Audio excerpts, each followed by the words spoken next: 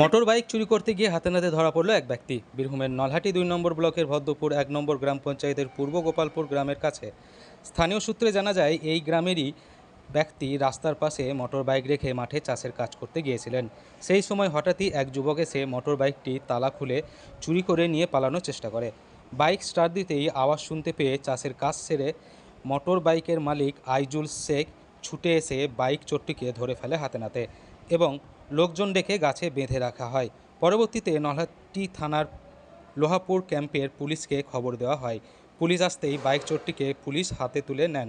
তৎক্ষণাৎ বহু মানুষের ভিড় জমায় বাইক চোরকে দেখার জন্য। কোন গ্রামে বাড়ি? পূর্ব গোপালপুর। গোপালপুরে বাড়ি। কি নাম বললে? আইজুল শেখ। আইজুল শেখ, তুমি মাঠে কাজ করছিলে, দিয়ে দেখলে যে তোমার মোটরসাইকেল এখানে ঠেকানো ছিল নাকি? দিয়ে ও গাড়িখান ঘুরিয়ে পিক আপ উঠে গেছে, আমি ওখান থেকে উঠে দেখছি তো গাড়ি নিয়ে পালাচ্ছে। গাড়িখান পড়ে গেছে, পড়ে যাওয়ার পরে এবার আমি ছুটে আসি, ওকে ধরছি গাড়ি দিয়ে ধরতে পেরেছিলে? হ্যাঁ, ছুটে পালাছিল, ওই করে ছুটে পালাছিল, গাড়ি না পড়ে তো পেতো না, গাড়ি মহিত রাস্তায় পড়ে গেছিল। পুঁজি চলছে, গাড়ি চলছে।